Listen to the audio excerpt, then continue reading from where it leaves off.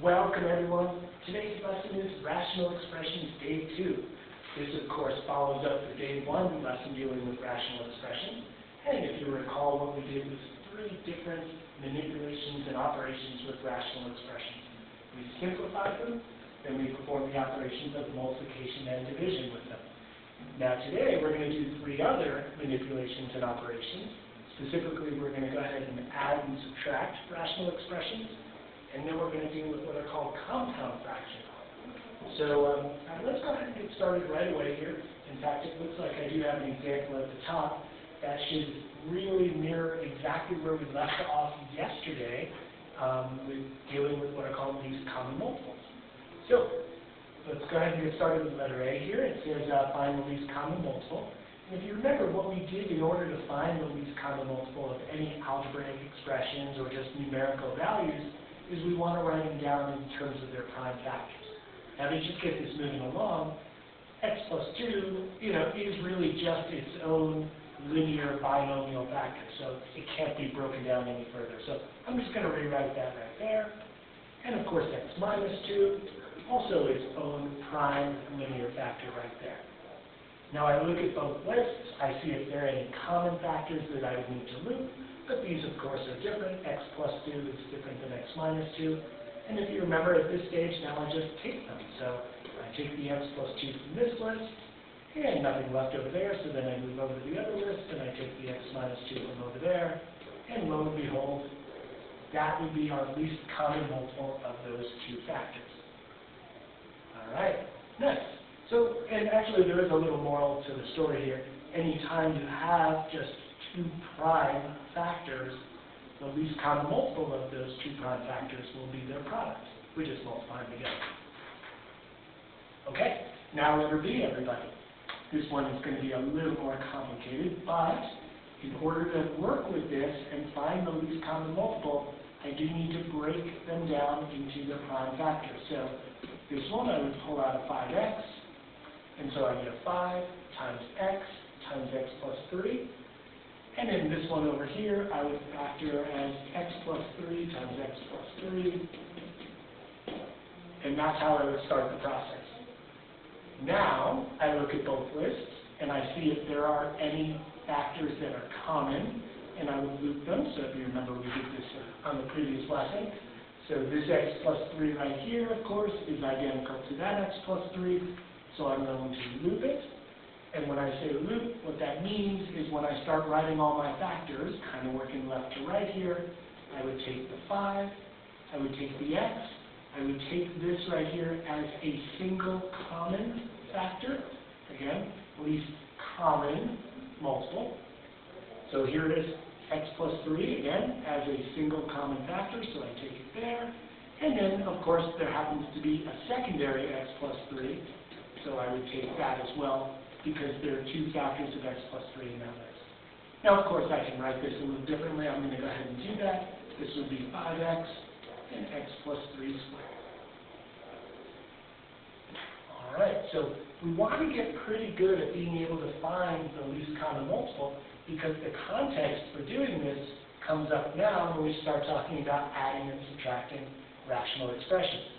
And of course, I wrote my strategies here for you, and I'm not even going to read through them. You're going to reference them if you need, and hopefully the examples will make good sense where you're going to be able to replicate that on your own. But I guess I will say one thing about these strategies. Notice what it comes down to. And again, you've been working with fractions for a while now. In order to add or subtract any 2 fractions, you must find that least common denominator.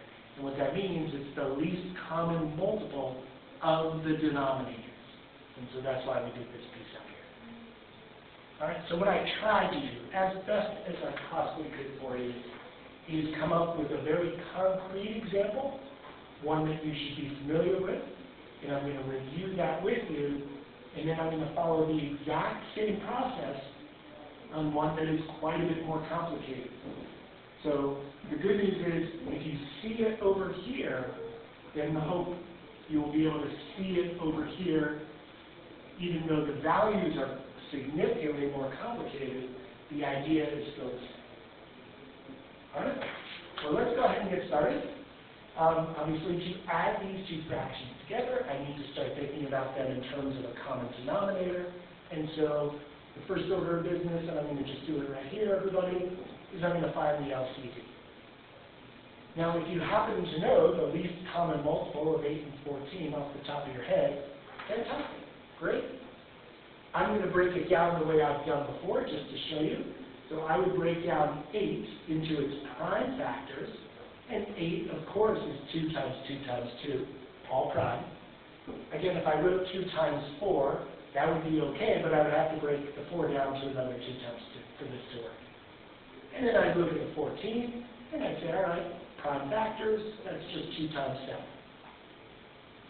I've got my prime factors in both lists. I look to see if anything is common, and it looks like I have a common factor of 2, so I'm going to loop it.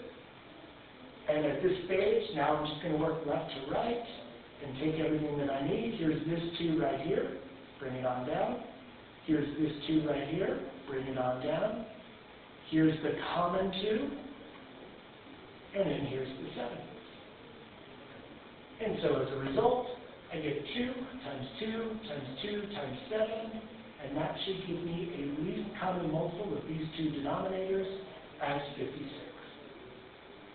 So should, as I said, based on what we've seen at the end of last lesson and now the beginning of this lesson, really any 2 or 3, however many denominators I give you, should be able to come up with the least common denominator as a result. Okay, so now I've got 56 as my LCD. Now, in order to do this, I'm going to try to be as visual as I possibly can for you. So I'd actually encourage you to write this as well. Just rewrite the original. That way we can have a little room around it to work. And here's what we're going to do. We're going to write each of these fractions into one fraction with the common denominator. So I want you to make more of a longer horizontal line segment there. And I want you to put the 56 as the denominator. So if you notice, in each particular case, I'm going to be changing the denominators. I'm going to change from 8 to 56, and I'm going to change from 14 to 56. What I need to figure out is how I change those denominators. And as we know, working with fractions, however I change the denominators, I need to compensate and change the numerators in the exact same way. So here's what I mean by that. I would look at this and say, my original denominator was 8. My new denominator is 56. What did I multiply this 8 by in order to get this 56? Well, I multiplied it by 7. And I'd encourage you just very lightly put a little 7, kind of like I did there. And you realize, oh, I multiplied the denominator of the fraction by 7. Well, if I multiplied the denominator of a fraction by 7, then I absolutely positively have to multiply that numerator by the exact same thing. So we don't want to change the value of this fraction. We just want to change the look of the fraction, meaning getting it in the common denominator. So I'm going to do that right here, everybody. I'm going to do 7 times 3. Now, obviously, I know what 7 times 3 is, and we'll take that next step momentarily. But I want you to see it this way first. Okay, now I put the plus. That's great. And then I would ask myself the exact same question with the right denominator. And that question is, what did I multiply this original denominator by in order to get the new one? Well, from my vantage point, it looks like we multiplied this 14 by 4. 14 by 4 gives me that 56. And so I realized, oh, if I multiply the denominator of the fraction by 14, then I better compensate and multiply the numerator of that exact same fraction by the 4. I think I said 14 here, obviously, 4. And so multiply that by 4. And that's exactly what I want you to write right here. So here, in this step, you literally see what we did in order to change the numerators as a way of compensating for this new denominator right here. Okay, I hope visually that makes pretty good sense. And now it's just all a matter of cleanup, specifically on the numerator. So I would ask myself, what comes first? Does multiplication come first or addition? And obviously multiplication comes first, so 7 times 3, and then 1 times 4. And I continue simplifying right there. And of course I get, and I'm just going to have to move this over a little bit, it looks like 25 over 56, and there's my answer. So I want you to see this exact same process, finding the LCD, rewriting it. However we change the denominators, I'm going to change the numerator the same way, and then whatever I write here, I'm going to bring down into my single fraction with that common denominator, and then I click clean. So if you see it numerically, the hope is that you can see it in a more abstract way. So this one is a hard one, and I did that deliberately because the idea being, even though the values themselves and the expressions seem quite a bit more complex, the process I'm going to follow is going to be identical to what we saw over here. So these steps coming down. Okay? So let's go again. First order of business. Anytime we add and subtract fractions, remember everybody, we have to compartmentalize here. Adding and subtracting fractions is an entirely different process to multiplying and dividing fractions. So please, guys, as we transition into this lesson here, please don't forget about the previous lesson dealing with multiplication and division. That has one way of working with those operations, addition and subtraction, in an entirely different way. And as I alluded to, of course, if I'm going to subtract, and that's what this is, I need to find my least common denominator. So, to get the ball rolling here, I'm going to factor each denominator. And to factor that, it would just be x plus 7 times x plus 1. And to factor the right denominator, looks like x plus 1, x plus 1. All right, everybody, what I do is I just kind of look at my list. I see if there is a common factor that I can loop. And it looks like there's an x plus 1 here that is identical to that x plus 1 right there. So I'll loop that. And then as a result, I start to think about taking all the values, take that one, take the common one that's looped, and take the extra x plus 1 right here. And again, if you wanted to write this as x plus 7, x plus 1 squared, obviously that's totally fine. I actually kind of like this from a visual standpoint for this problem, but again, it doesn't matter. All right? So everybody notice my setup is going to be the exact same. So this mirrors this over here. Now, as you can see, what I did initially is I recopied, and I'm going to do that. I'll hopefully leave myself a heck of a lot of room to work. But I'm actually going to do the factored form here, by the way. So this would be x plus 1 and the x plus 7. That's fine. So all I'm doing, everybody, is just recopying it. And I'm just changing the denominators into its factored form. I think that is going to be a little more helpful. All right. So it's copied, ready to go. Now what I do, this is the way I work with these, is I make one very large fraction right here. And in that large fraction, I come up with my common denominator. So I know this has to be the denominator for both of the individual fractions, and now I can write it as a single denominator. Perfect. Now, what I ask myself is this. I look at the old denominator, and I look at the new one. And I ask myself, what did I multiply the old denominator by to go from here to here? And if you look, well, I had two factors, x plus 7, x plus 1. Now I've got three factors, x plus 7, x plus 1, and another x plus 1. So what that tells me, everybody, is that I've multiplied that by x plus 1. So I multiplied the original left denominator by x plus 1. And of course, if I multiply the left denominator by x plus 1, then I have to multiply the left numerator also by x plus 1. Okay? Hoping that from a visual standpoint, that makes sense. And when I realize that, I write that right here. Okay. Hope we're all doing okay with this so far. Again, just following this pattern that you see in the more concrete problem over to the left. Okay, and then I move to my right denominator. This was the original. This is the common denominator. What did I multiply these two factors by in order to go from the original to the new one? And I hope you would agree with me that it looks like we multiplied by x plus 7. It was just x plus 1, x plus 1. Here they are, but now I also have the x plus 7. So if I multiplied that denominator by this x plus 7 right here, then of course we've got to multiply that numerator by x plus 7. Now, subtraction is definitely harder than the addition. So with subtraction, it's going to be minus everything on the back side. So I actually put an extra parenthesis in.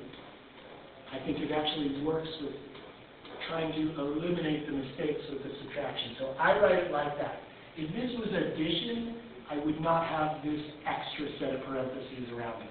You wouldn't need it. But with subtraction, you really kind of do. Okay. So, I'm at this stage right here, where I've got the multiplication and the addition. Of course, we did the multiplication first, then we did the addition.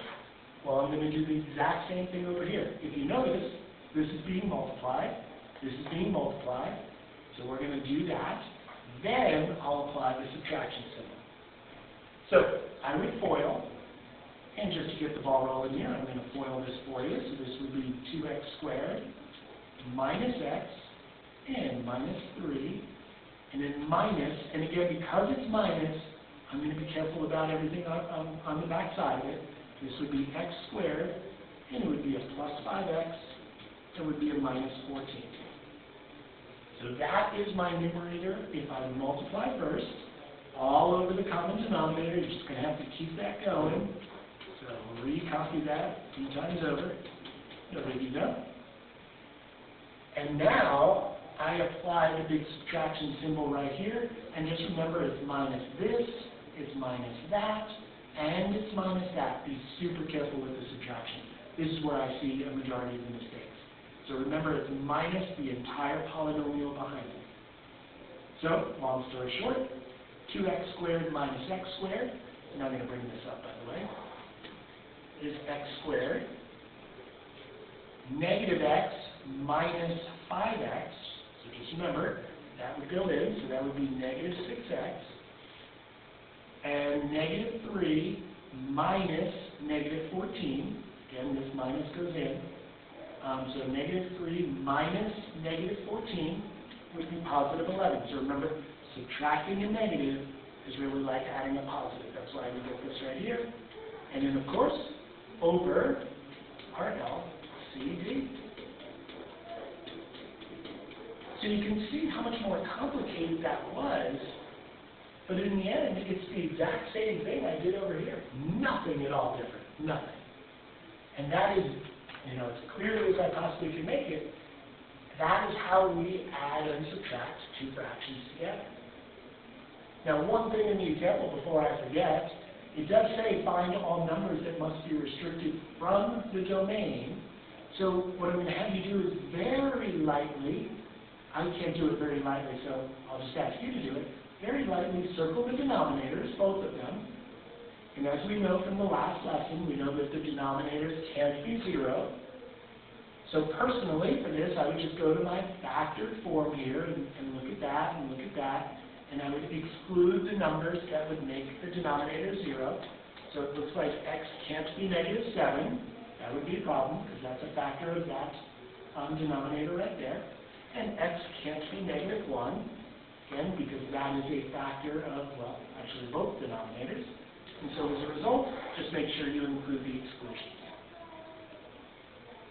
Okay, very good.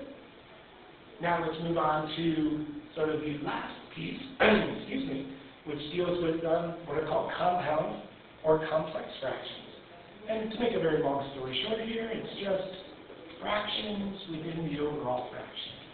I'm going to kind of put a little parenthesis around the s because it could be 1, it could be more, but essentially it is a fraction or more within the overall fraction.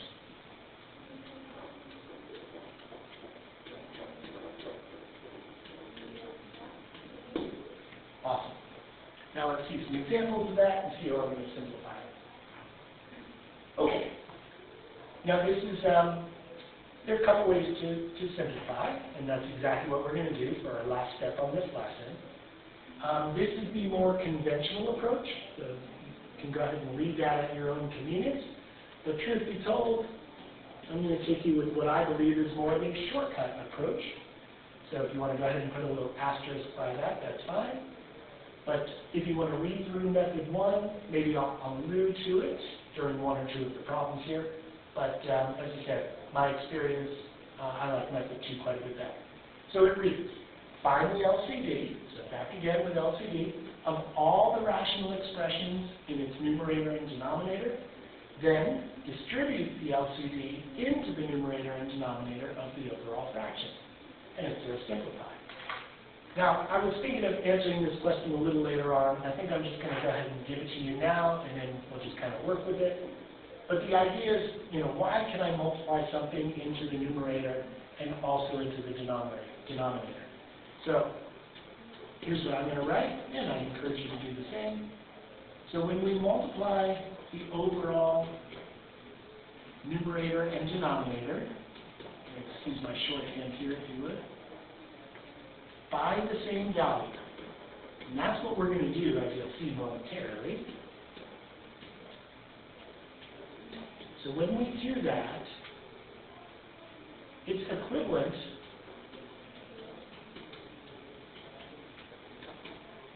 to multiplying it by 1. I'll show you this momentarily, as I said. And when I multiply something by 1, we're not changing its value at all. We're changing the look of it, but we're not changing its value. So that's the key. So you want to change the expression without changing the value of the expression. So let me just make sure I wrote this down. So changing its value.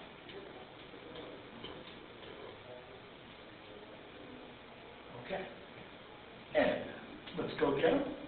Now I do the exact same thing here with example 3,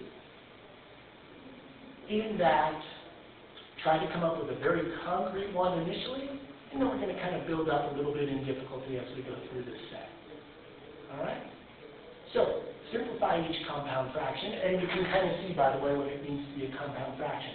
So fractions within the overall fraction.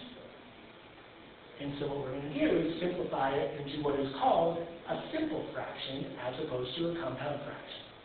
And we'll talk about the numbers restricted from the domain as we go through the process. So if we follow my method 2, it does come down to the LCD. So what I want you to do very, very lightly, the dilemma, so to speak, the problem with this situation is these denominators. This is the problem. So very lightly, if you would, circle the 6, circle the 3, and circle the 2. Our job is to eliminate those values, those 3 denominators. So what we need is the LCD of 6, 3, and 2. So what is the least common multiple of 6, 3, and 2?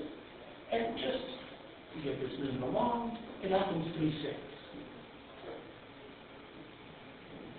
And so that is the smallest number possible that I can use to multiply into the overall numerator and overall denominator, and it should eliminate these little individual denominators right here. And that's the idea. Remember, this needs to go, that needs to go, and that needs to go. So here's how it works. And you'll see why I left a little room for you here, because I literally want you to put big parentheses around the numerator and then around the denominator. And then I want you to put the LCD up here in the numerator, and anything I do to a numerator, I have to do to the denominator, and so I'm going to distribute that. And notice, if I'm multiplying this by 6 and then this by 6, isn't really 6 over 6 just 1? And multiplying something by 1 will not change its value. So this is why we can do it, because I'm doing the same thing to the numerator as I am to the denominator. All right? Now here's what I want you to do. We're going to do one fraction line, of course, and we're going to get 4 parts. 1, 2, 3, 4 when I distribute. Now remember, the reason for doing this, guys, is to get rid of these guys. So watch what happens. So, I wanted to get rid of this 6. Would you agree with me that this 6 should cancel out with this 6 right here when I distribute it into the parentheses? And so these guys go, they're gone. And when they cancel out, what am I left with? Just this 5 right here. So that's actually a very important step. I want you to make sure you see that. I wanted to get rid of this 6 right here. It just so happens this 6 will cancel out with that one. When they cancel out, the only thing I'm left with in the top left of my fraction is the number 5. Okay, then put a plus. Now remember, the whole reason for doing this, guys, is this 3 needs to go. Well, won't this 3 cancel with the 3 that is a factor of 6, right? So like, if I said to you 6 over 3, you would say this reduces to 2 over 1. And so as a result, this 3 cancels out with part of this 6, and then I'm just left with a 2 in this case. Let me repeat that. So 6 over 3 just reduces to 2 over 1. So now this becomes a 2 that distributes into this numerator right here of 2. And as a result, I get 4. Okay, so 6 times 2/3 is 4. So I think of it as the 6 cancels out with that 3, but I still have a factor of 2 when I do that, and then I take the 2 and bring it on in. That's where I get the 4. Okay, now bottom left, everybody. And I look at this one, and by the way, is there anything underneath this 3 that we really need to worry about canceling? No. So as a result, it's not going to cancel with anything here. So now I just literally just distribute 6 times 3, and I get 18. Again, nothing underneath the 3 to cancel, and so now I just distribute 6 times 3 and get 18. Minus. Now lastly, again, the reason for doing this is to get rid of that 2 right there. And won't 6 divided by 2 reduce very nicely to us? And how it's just kind of a 3 over 1, or really just a 3. So this 2 is going to cancel out with the factor of 2 that is part of 6. And so I could just get a 3, and 3 times 1 would give me 3. Okay? So I'm hoping you see when I distribute this in, and you can think of this, 6 times 1/2, of course it's 3. Now notice, look at this, the way this looks now. I no longer have fractions within fractions. I just have a numerator that can be simplified, denominator that can be simplified. I get 9 over 15, and that's fine. If I can reduce it, I would, and that just happens to be 3. Okay. We're going to use the same idea over for part B. Obviously, this one on the easier side, but harder in the respect that now we have variables as opposed to just numbers.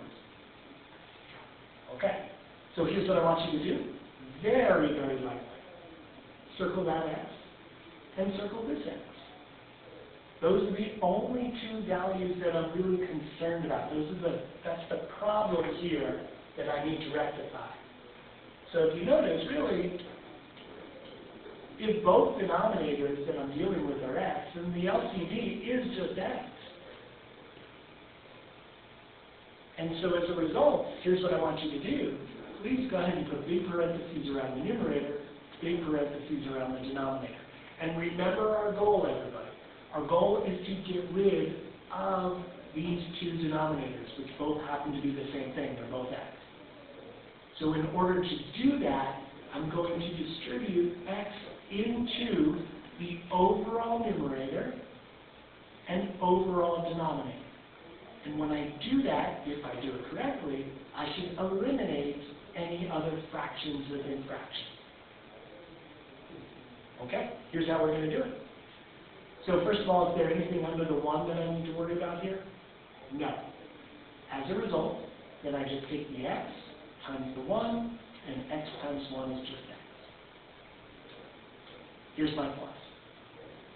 Now, remember the whole point is to get rid of this x right here.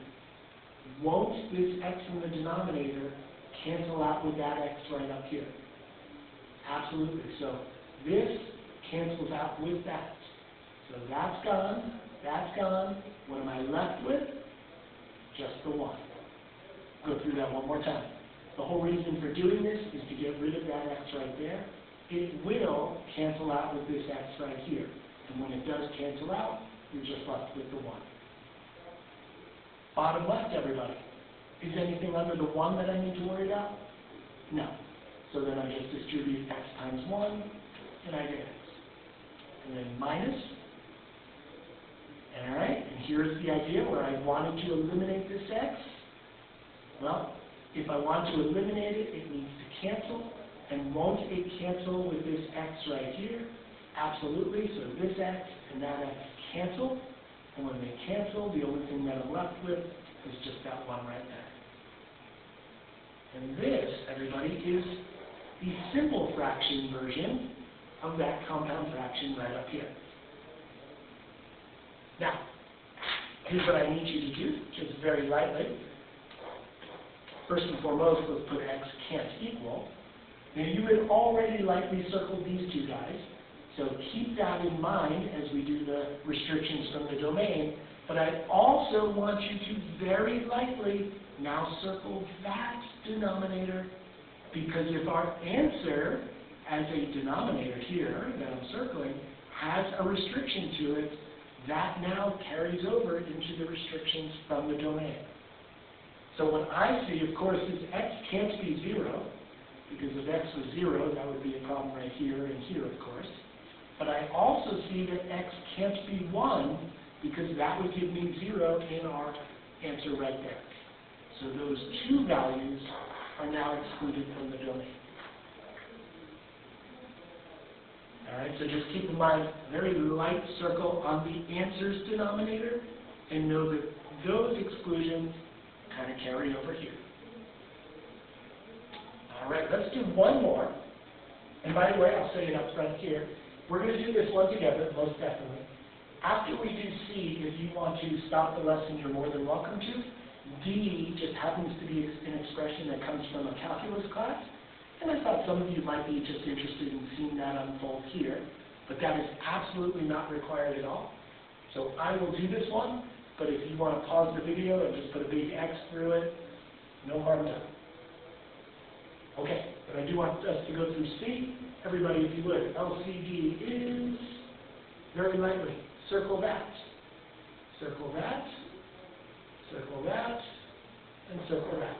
So circle the 4 individual denominators, and think of those are the values, those are the factors that need to be eliminated.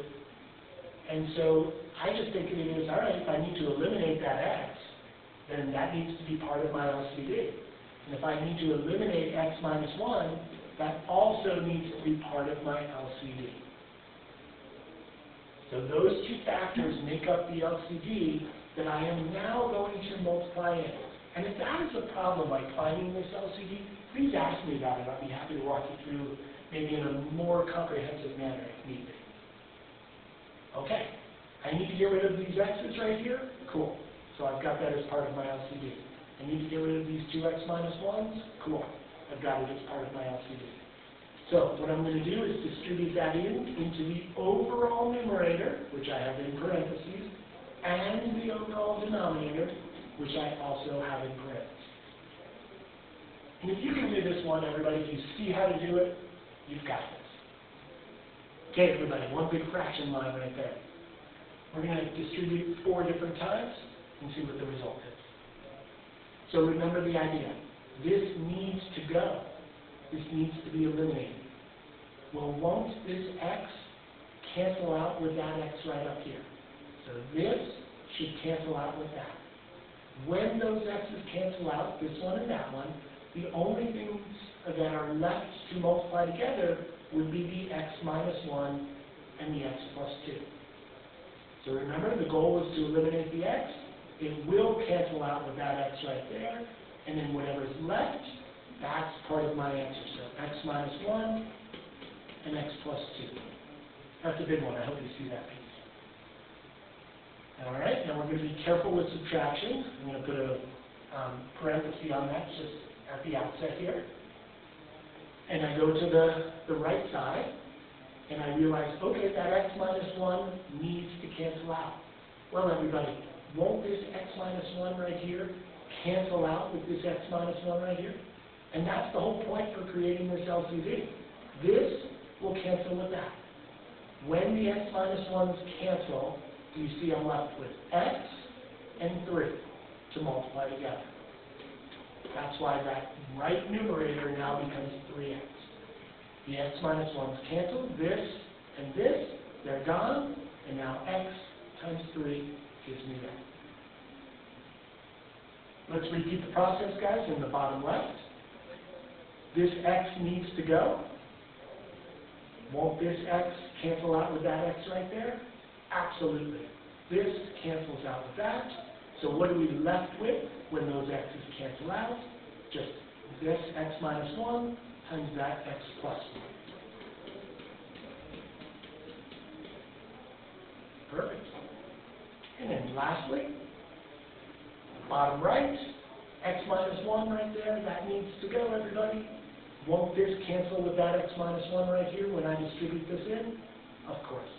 That x minus 1 cancels with that one. So what am I left with? The x times the x plus 1. So x times x plus 1. This cancels out with this. X times x plus 1 is your name. And now, everybody, it's just a matter of simplifying. Multiplication comes first, of course. So don't cancel anything. Remember, guys, you cannot cancel anything unless things are completely factored because of this minus right here and this plus right here. You haven't factored anything, so do not cancel those x minus 1. Absolutely not. This is not a factor of the numerator because we don't see an x minus 1 over here. So super careful on that, everybody. Okay, I am going to FOIL it up. So this would be x squared plus x minus 2 minus 3x on the back. Bottom would be x squared minus 1 and then plus x squared plus x. Now, just continue to clean up. Let's combine like terms. And I get x squared. Looks like I get minus 2x. It looks like I get minus 2. And then over 2x squared plus x. And how about minus 1? Alrighty, everybody. Circle that on up, or box that up, I should say. Let's just do our exclusions here. X can't equal. Well, remember the original, all those denominators. So can't be 0 because of this right here. Remember, we circled those already. Can't be positive 1 from this right here. That's good. But also, everybody, very lightly, quickly circle that guy right down there. Circle that, and that can't be 0. And just to quickly emphasize, if you were to factor that, and I should be doing it right underneath, but I don't have room, that denominator factors to this right here. So if I asked you to factor it, you would get this, and you'd say, oh, I know. Now, as a result, x can't be 1/2, and x can't be negative 1. So just make sure when we look for the exclusions, don't forget your answer's denominator, because we would have that issue there. Okay, everybody, you are more than welcome to stop the lesson at this point. If you're at all interested in seeing the calculus expression being simplified over here, that's totally fine.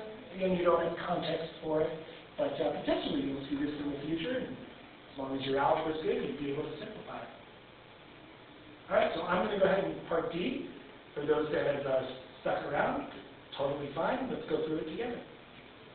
So very lightly, if you would, circle x plus h and circle x. And so when I look for my LCD, I know I have to get rid of x plus h.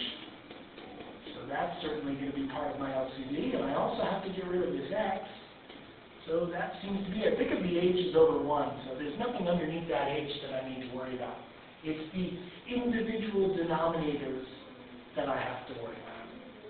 So again, if you are staying with me here, you're interested in seeing this one unfold, I would get x plus h is my LCD, and of course I would go ahead and multiply it into the numerator, as I said up here.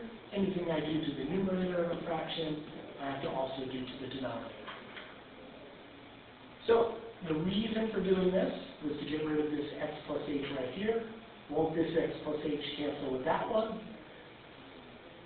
Absolutely. So then those cancel, and I get x times 1. Just gives me x. And by the way, I'm going to make my fraction line right there. Here's my minus, and I'm always going to be a little careful with subtraction. And I move on over. The whole reason for doing this here is to get rid of that x. Won't this x cancel out with that x? Of course. So then I've got x plus h times the 1. So that's just x plus h. Now notice, underneath the h, there's nothing I need to worry about canceling, so it's really just this times this times this. And it just so happens it's easier to keep it in factor form, product of its factors, as opposed to multiplying things out. Now this is, if I was to give this one to you, and you were to work on it on your own, this is probably where I would see a potential mistake. Remember, everybody, it's minus everything on the back side of that subtraction symbol. So minus x and minus h. So when I clean up the numerator, everybody, x minus x is going to cancel, but I do get negative h. So I just want to be clear on that. Most of the time I see students not put that negative with the h, and that's where the issue would lie. Alright, so it looks like I have something along those lines right there. And it just so happens, because I kept it in factored form, and for a very good reason, now simplifying this fraction, that h can cancel out with that h, and this would be your overall answer. Now when you do get to a calculus class, there's a little more that you're going to be doing with this. You're going to be working with that idea of h, and you're going to be doing something with that. But for right now, that would be the simplified version of that compound fraction up here. Alright, so everyone, work on those practice problems, and if anything wasn't clear in the lesson, please do ask me. I'd be happy to walk you through it in any detail. Alright, thanks so much, everybody.